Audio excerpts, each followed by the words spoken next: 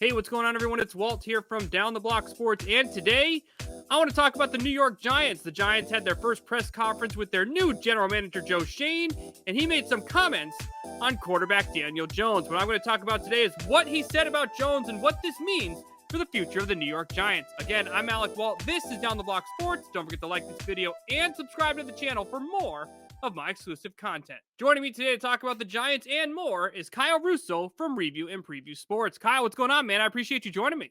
Absolutely, Alec. Anytime. And you texted me with the idea of talking about my Giants. I love talking NBA, but talking my New York Football Giants is a fun one, man. So your new general manager, Joe Schoen, had a press conference today, did talk about the quarterback, Daniel Jones. Before we get into some of those big quotes, Kyle, just give me your thoughts on the new general manager, Joe Schoen. I like what I heard personally. I don't think there's a lot to really take away. I'm not somebody that really dives into what a general manager says. I leave that up to the coach in Yeah. terms of kind of like voicing what they're going to do with the team, how they want to run their team, uh, defensive scheme, offensive scheme, the toughness that they're going to bring to the city of New York. I leave that to the coach. And Joe Schoen, I think he said all the right things. What was attractive to me about Joe Schoen is just not only the straight honesty in his answers. One of his big quotes was when he was asked about the cap space. He said, "Yeah, it's a concern and it's real." Like he understands that's going to be priority number one because it's Yeah. it's a big priority for this New York Giants team.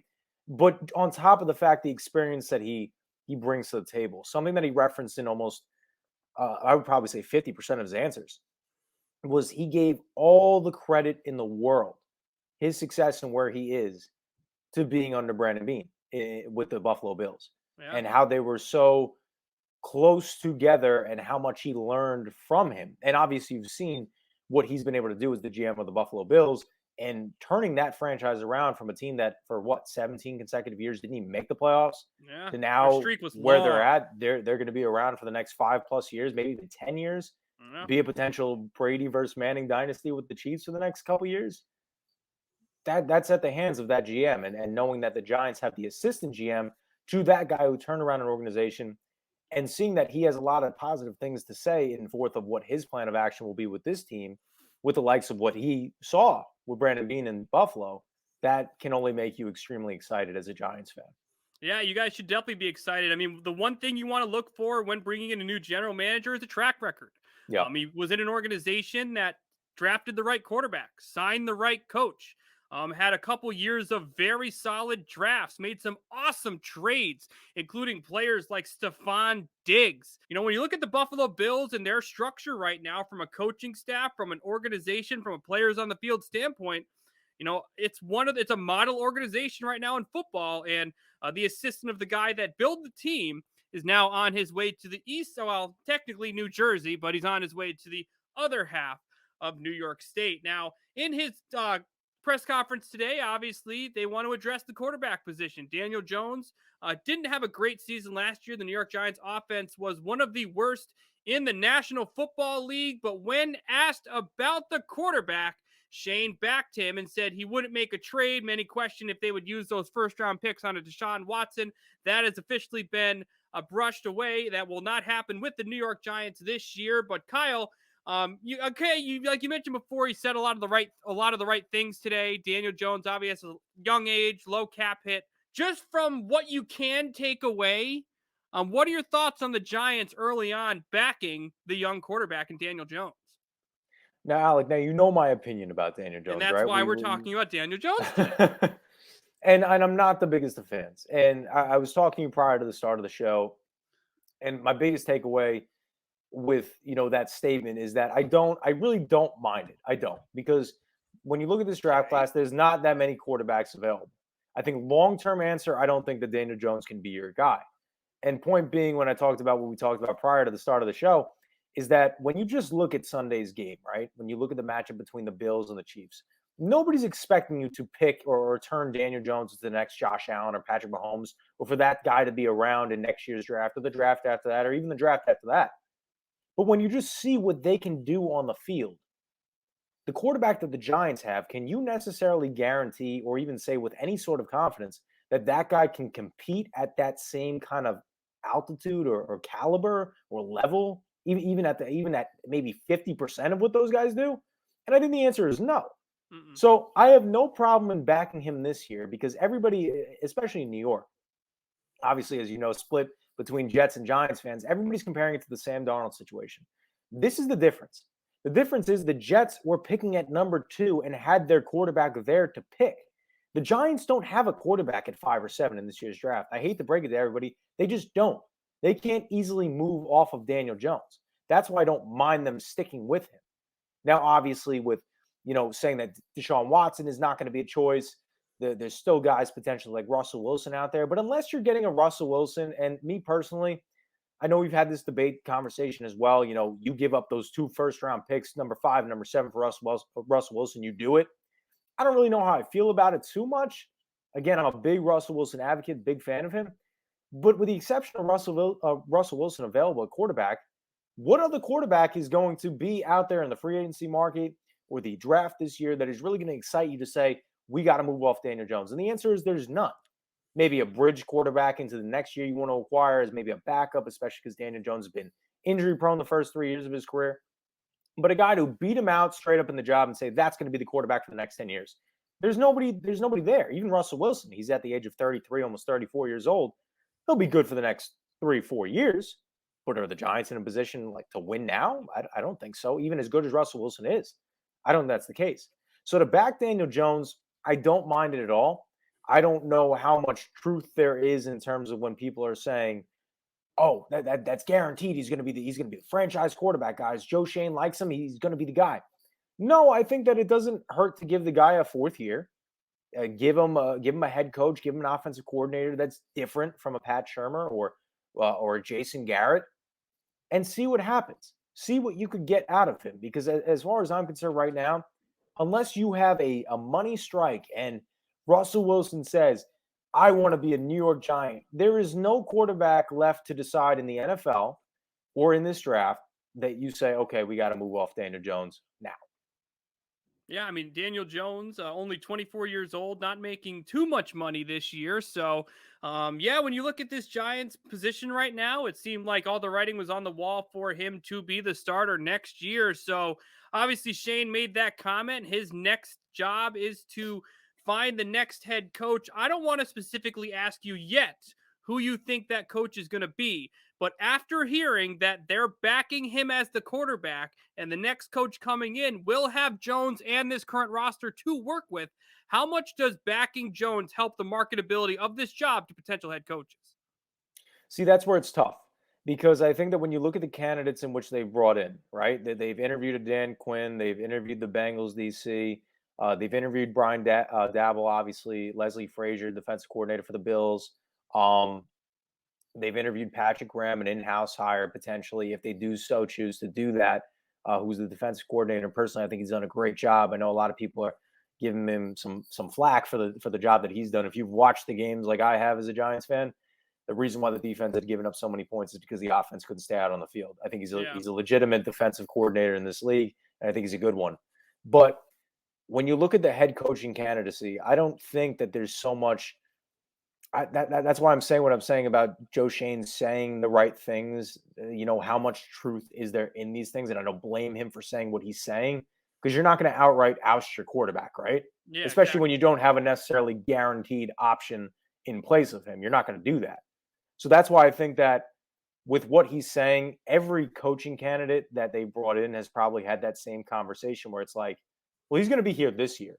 And I think that a lot of Giants fans would agree that with the cap situation, and even though they have 11 draft picks, in order for them to really turn around, they're going to need a very good offensive rejuvenation upon maybe the play calling. Maybe that's it, because I think they're a talented team. And they're also going to need a lot of hits on their draft picks, which I think that Joe Schoen, working with Brandon Beane, they've had some success before. They've acquired some great guys in the draft. And I don't know how much responsibility that falls on Joe Schoen, but knowing that he's the assistant GM, it's knowing that, having conversations with these guys, you kind of understand their minds. And you say to yourself, well, if this guy thinks this way, they probably agreed to that same point, even though that Beane had the final say. They probably agree on a lot of things. And a lot of those Buffalo draft picks have been pretty solid NFL players. So it makes you excited as a Giants fan. But I don't think it deters anybody from choosing this Giants job, especially because when you look at it, you break it down with the exception of Brian Daboll, everybody's been a defensive minded guy. Yeah. Everybody's been a defensive minded guy. So they know firsthand that, again, while they're the head coach and you're kind of the leader of the team, if you're that defensive coordinator in the room with Mara and in the room with Shane, you know that they're going to be responsible. You're going to be responsible as a team effort to find an OC. You're not going to be the one held responsible for worrying about the development of the quarterback. So I don't think it really deters too many head coaches from choosing this job. In fact, I think we've had this conversation many a times before. While I know that you disagree a little bit, I think the Giants' job is probably one of the better jobs in the NFL, not one of the worst jobs. Because I think that while their quarterback has not been good and while he hasn't been healthy, I think they got talent on this roster. I just think that they have to figure out how to execute and play call correctly. Because if you tell me an offense with Saquon Barkley, Kadarius Toney, Kenny Golladay, Sterling Shepard, and Darius Slayton can give you one of the worst offenses in football, I'm not going to believe that. I'm sorry. I'm just not going to believe that. That's easily, if you get everybody on the same page and you get a solid play caller in there, it's a top 15 offense. I'm sorry. It is. And if you get the right quarterback, I think that could be a top 15 offense. Well, here's the thing. They got to stay on the field together. I know one thing the Giants struggled with last year was injury, but you said it right there. If you get a healthy Saquon, he's one of the more dynamic backs in the league. Kenny Golladay is a touchdown monster. I mean, we didn't see it last year. Yeah. Tony is a guy who can do some real damage in the slot and has some speed. He showed his rookie year that some secondary players can't keep up with. Yeah. So just to bounce back on what you mentioned with the draft, Mm-hmm. just to some names at the top of my head, Buffalo drafted early in the draft. Ed Oliver. I don't know which Edmonds they have, but the linebacker. Tremaine Edmonds. Trey White. Yeah. They also drafted this year cornerstone defensive players, all three Russo, levels. Who's been a great player. Carlos Basham was a good player this year in the second round as well.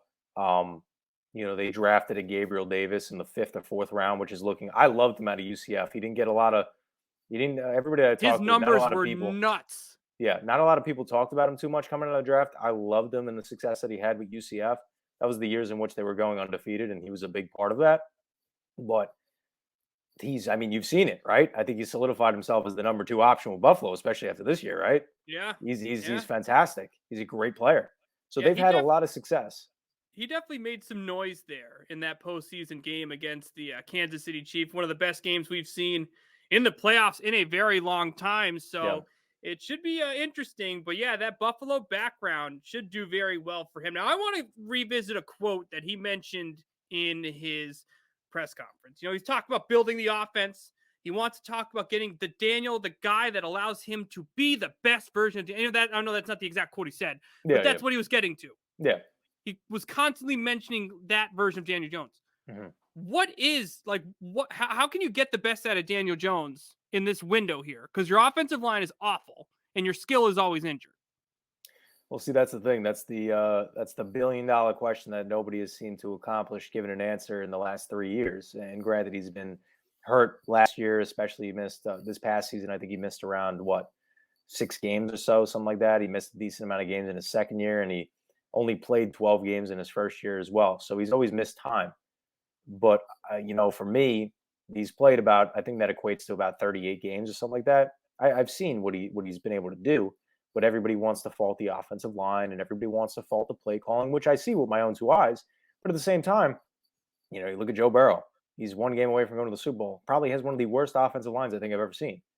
The Miami Dolphins, with the right head coach in Brian Flores, even though he's not there anymore. Look at what he got out of Tua Tagovailoa. Look what he got out of Ryan Fitzpatrick. Look what he got out of Jacoby Brissett. Those were his 3 quarterbacks in his 3 seasons with the Dolphins. The right head coach can do the right thing. Yeah. And that's what I'm saying, with Daniel Jones, it's yet to be seen what that could potentially do. That's almost why I'm rooting for an offensive mind guy, because, Alec, when you're the worst offense in football back-to-back years, I don't think there's any question that you have to go with an offensive-minded guy. Yeah. I don't shy away. I've been very outspoken about that. I love Brian Flores, and if that is the guy, then I will be happy with that head coach. But at the same time, do I want a defensive-minded guy to be in here and not necessarily get the best out of the offense because you're hiring an offense coordinator that may or may not be good, or may or may not be the most established guy, or may not have been given the NFL opportunity right now. I mean, we're talking about teams don't even have GMs yet, let alone head coaches. Now we're already talking about getting an offensive coordinator in there. I mean, that's something that's well beyond. We're talking probably a month, 2 months from now from acquiring a full-time staff. That's why I think you need the offensive-minded coach to be the guy to get the best out of a Daniel Jones. Not to say that a defensive-minded guy can't do it, but when you've been so bad, and not just Daniel Jones, the entirety of this offense, for now back-to-back years, I know Giants fans have the mixed opinion, but I don't think that going the offensive-minded way, I don't think that anybody's going to be angry about it. I can't imagine why anybody would be angry about that. Yeah, I mean, when I look at your candidates and some of the names you mentioned so far, I mean, Dan Quinn, he did have some success as a head coach. Yeah. Obviously, the division is familiar with him, and the last time you guys acquired or saw someone from the Cowboys coaching staff, it didn't exactly work out. Obviously, what you're going to be asking him to do is different than what was being asked from Jason Garrett. But again, good coach. I think he's a better coordinator. I think he's an elite coordinator. Yes. But I don't think he's Agreed. an elite coach, Agreed. in my opinion. I like Graham. Again, familiar, but I think you're trying to move on from this era, I guess. Yeah, I 2 would be. years. Dream scenario is if he stays the DC. But again, you know how things go when a new head coach gets put into play, when a new GM gets put into play, they usually like to, I don't want to say clear house, but they usually like to establish their staff, because at least if it fails, they know it was them. It wasn't, somebody else's staff. When you look at some of the other candidates, because I have a feeling based on what you said, who you would like as the candidate for the job here. But, you look at Brian Flores, who I love. Mm-hmm. But what's his one weakness? Is he could never find the right offensive coaching staff in Miami. Yeah. If you're focused on strictly the development of the quarterback and finding the guy, I think Flores is the best coach of everyone you've mentioned. Yeah. But if it comes down to strictly focusing on the offensive side, the one thing he showed me he couldn't do in Miami was that. I agree with you 100%. And I think that is a big concern. And that's why I'm moving towards making the offensive minded guy the head coach. Because along the likes of what you just said, Alec, is that if you hire a defensive minded coach and you have an OC in there and he's a good OC, that leaves you what, a 2-year, 3-year window before that OC gets a head coaching job. Yeah. That's why I think that you have to hire the OC as the head coach in this league. I mean, and I think that Buffalo and Kansas City Chiefs fans would be lying to you if they told you that they're not worried about a offense that's not run with Brian Daboll anymore. And I think that the Chiefs fans would be lying to you if they're saying that they're not. Again, Patrick Mahomes, Travis Kelce, Tyreek Hill is fantastic, but all NFL viewers have ever known is that offense is fantastic when Eric Bieniemy is the play caller. So another name I'm surprised you didn't interview. I think that people would be very, to round it out, I think people would be lying if they said that they weren't worried about losing those guys, especially being that those two AFC teams might not only be the best teams in the AFC, but might even be the best two teams long term in the future, the best two teams in the NFL. Yeah. So looking at the offensive minded guy that the Giants have interviewed twice actually, is Brian Daboll. He had probably one of the best offensive coaching play calling games of a coordinator I've seen in years, when the Buffalo Bills played the New England Patriots in the first round of the playoffs. And I believe it was Tom from your Giants channel over there mentioned after this game, this is who the Giants, like, it seems like a bunch of Giants fans I communicate with think that this is the guy.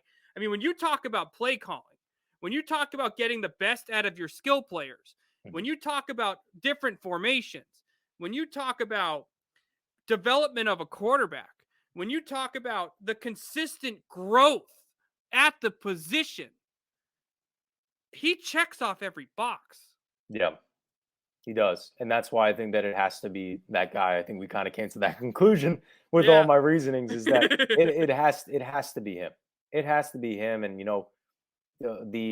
the toppings on the sundae that just make it so much sweeter is that he did that not only to one of the best defenses in football, but he did that to a Bill Belichick defense.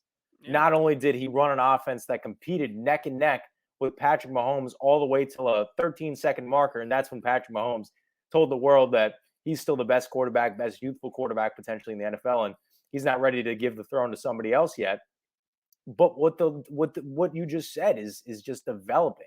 Because like I talked about with the Giants, a lot of people knock the Giants, and I get it. They have every reason to do so because they've been a very bad team for a very long time. But when you look at least the receivers on this roster, they're all pretty good receivers. Yeah. I think it all comes down to play calling. Now, I came into the season telling myself, because I was one that said that I don't know if Jason Garrett should be back. People were saying, oh, give it another year. You got to give time a chance.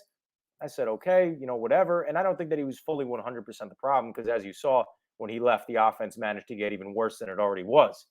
But with that being said, going to the season, how could anybody potentially predict, no matter what they wanted to say about what the Giants did in free agency, who could have ever predicted with an offense with that much talent on paper, half those guys wouldn't even have touchdowns? That's what I'm saying. I think they are a Unbelievable. good play caller away from really exploding offensively. I'm not saying they're going to put up numbers like the Chiefs or numbers like Aaron Rodgers to Devontae Adams or the Buffalo Bills or Justin Herbert with Mike Williams and Keenan Allen and Austin Eckler. But that's a good team right there. That's easily, and this is the money number for me, that's easily 25 to 30 touchdowns by a solid quarterback underneath some solid play calling, easily with those playmakers. Yeah. I mean, you have an outside threat, a red zone threat, a slot threat. Kenny When you get into the Galladay's red zone, Kenny Galladay is probably arguably, I mean, I know he didn't show it that much this year, but probably one of the best 50-50 ball guys in the entire yeah, NFL. find a guy who can go up with him. That's a cornerback in this league outside Jalen Ramsey. I mean, the dude is getting that ball. And that's why I was shocked that he didn't at least score one. Yeah, I know obviously when you're in that situation and you're lining up against this team, you basically triple team them. But looking at the tight end position, I don't even, what is it, Rudolph? Well, Rudolph is probably going to be cut, unfortunately, due to the cap space. Evan Ingram's is a free agent. He's not coming back. He's not coming back. They just don't have the money to sign him back. But so they'll be looking elsewhere for a tight end this offseason. But the receiving core, for the most part, will be sticking around, right? Yeah, the skill is there. Kadarius Toney will be there. Kenny Galladay will be there. I don't know if Darius Slayton has another year left on his contract, but guys like Sterling Shepard, I think, is going to be another cut casualty because of the cap space scenario. But that's still a solid receiving core. Yeah. And you still got Barkley, who can use out of the backfield. Just a solid play caller away. I think it's just that. And that's why I think that you need to bring in an offensive-minded guy. Not to say that a defensive-minded guy can't hire a solid offensive coordinator, but when we've seen it before not work out, it's like, well, everybody's talking about McVay, everybody's talking about LaFleur, everybody's talking about Shanahan. I'm not saying that Brian Daboll is that guy, but look what he's done with that offense. Yeah. Like, he turned Josh Allen into a guy that was being labeled as a bust in his first year, who completed 52% of his passes, to a guy in a 3-4 year window who got a $250 million contract, is in MVP conversations, has become one of the best quarterbacks in all of football, one of the most unique quarterbacks in all of football, and was just going head to head with Patrick Mahomes. Yeah. And people are comparing that to the next Brady and Manning matchup for the next decade. So, yeah, I want that guy to develop this offense, of course. Of course. Well, Daboll is obviously a candidate for multiple coaching jobs as he is interviewing with the Miami Dolphins. I know the Giants have said that they want to get someone in as soon as possible. I don't know if Daboll is going to interview with anyone else. But honestly, like you've said here, man, the writing is on the wall for Daboll. I would be shocked if he didn't take this job. Kyle, my last question to you, when we get the breaking news, will it be Daboll? I sure hope so, man. I sure hope so, because I know that you texted me earlier and gave me a little shocker saying that now Miami's the favorite to land a Brian Daboll. But again, I don't think they're the favorite, but they are in the mix. They're in the mix. But I would hope so, right? Because something that I also took away from this Joe Schoen press conference today is that not only does he like continuity, but he loves familiar faces and similarities in opinions. And what better guy to bring in than a guy that you were working with and had tremendous success with? Somebody that's on the same page as you. And think about it from like a winning standpoint. He was with Belichick, then Saban. McDermott hasn't won yet, but McDermott's built a hell of a team there in Buffalo. Yep. That's 3 places. consistent success where he's been calling plays. Well, he hasn't been the play caller for all of them, but Yeah, when well, he's been involved, OC they've in been making some moves. Alabama, Yeah. been with the Patriots. I know that he was the OC of Alabama for the 2017 national championship, and then he went to go work with the Bills. And everybody likes to talk about, because that's what I'm hearing as well, the Miami connection. Oh, Tua Tagovailoa. If you remember that national championship, Tua Tagovailoa played a half of a national championship. The entirety of that season was underneath Jalen Hurts. Yeah. Like, so it's like, you Still want to talk worked with about, him, but yeah, he still worked with him, but he wasn't, the the starter. guy. He Yeah. wasn't the guy that he primarily worked with, first team reps. You know what I mean? So I think that the Giants, I hope it's Brian Daboll. I really do. I think that they completed one piece of the puzzle with Shane. I think that I liked Adam Peters a lot. I liked Ryan Poles a lot, and that's why Ryan Poles has a job now with the Chicago Bears as their GM, and I think he'll be very successful coming from another winning organization with the Yeah. Chiefs. Track record. Joe Schoen being with the Buffalo Bills here, coming to the Giants, I think he'll be very successful. The other half of that puzzle is the head coach, and I think that if Brian Daboll is the guy, the Giants will have some success. I think they will. Before I let you go, Kyle, Yeah. is there any reason to believe that Miami is a better job than the Giants? I really can't imagine what the reasoning would be. And I kind of tried to piece this with you too as well. And maybe it's one of those things where it's like, well, the people first right away, they say, well, oh, why would you want to play within the own division of the Buffalo Bills, who, you essentially Just like build there. offensively, Yeah. who were just there? Like, again, one of the most miraculous games that we've ever seen, away from probably not only going to the AFC Championship, but going to the Super Bowl. And then on top of the fact, playing Bill Belichick in the same division.